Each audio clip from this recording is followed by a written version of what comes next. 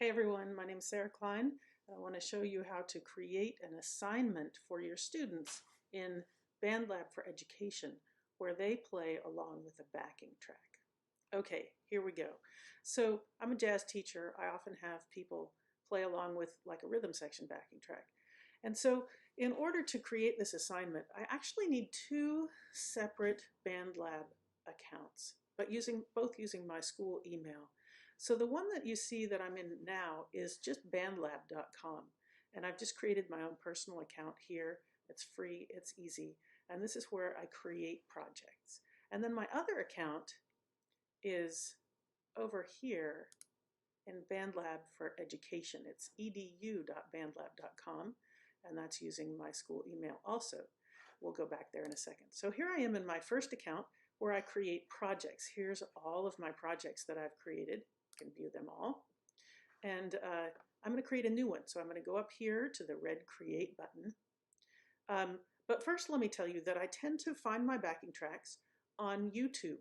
And so when I have a backing track that I like on YouTube, like here's one right here, it's a slow blues in C. I want my students to play along with that. So I'm just going to copy the URL, and then I'm going to take it over to this platform called Clip Grab.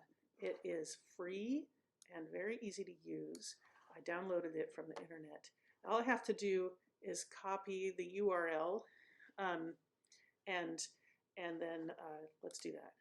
I can copy my URL into here, and then I can grab the clip. I've already done that here, and I've downloaded the backing track. It's finished. So, and that's downloaded to my desktop. Makes it really easy to grab. So now I'm going to go back to BandLab, and I'm going to go to Create. Here I am on Create. I'm not going to use any of these icons. What I'm going to do instead is import audio MIDI. So this is my backing track uploading. So I'm going to click on that, and I'm going to go to desktop because that's where it was saved. Here's my slow blues in C backing track, and I'm going to open that. And that incredibly has just populated into BandLab. So I'm going to name this project Slow Blues in C backing track, and I'm going to save it. I'm not going to publish it on BandLab because it's just for my students. It's not for the general public. I suppose I could. So it's doing that. It's thinking about it, and it's saving itself. While it's doing that, let's go over here. It's saved. Let's go to BandLab for Education. Here I am in my 10 o'clock band, and we've got some assignments already. I'm going to create an assignment, a new assignment, and I'm going to call it Slow Blues in C. I'm going to give it this deadline.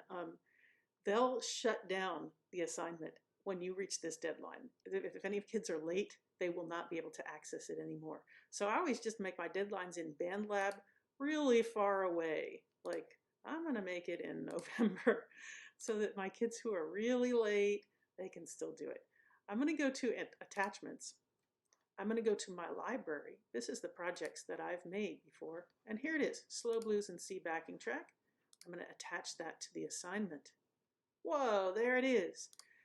Now I'm going to go to Information, Instructions, play along with the backing track, fix any latency issues you may have, and turn it in. And I'm going to publish the assignment. Here it is. So here's a list of all of my students.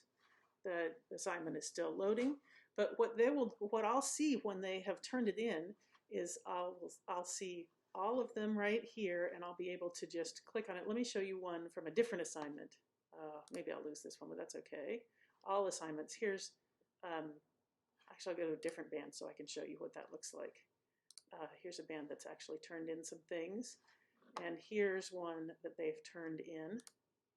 So what you see is when they've submitted it, it says that they've submitted it. You can go over here And you can view the solution right here on the front page, and this is really easy because say you know that the saxophones, it's a visual, right? That the sax soli is right here. You can just go fast forward to that, and you can leave them a comment here. I usually leave my comments in Google Classroom. I usually have two windows open. I have the BandLab window open and my Google Classroom assignment window open at the same time. I can grade and add comments in Google Classroom while I'm listening here. I don't ever have to change this page. But say there's an issue, like say this student played really softly, really far away from the microphone, and I can't hear her well enough. I can open it in the mix editor.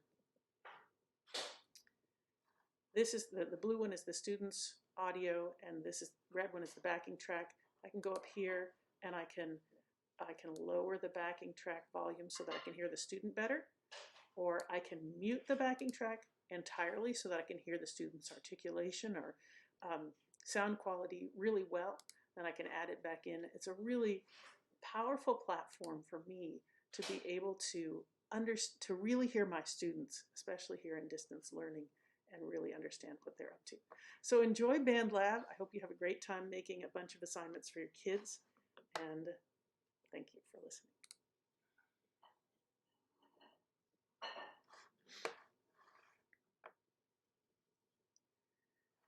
God damn it.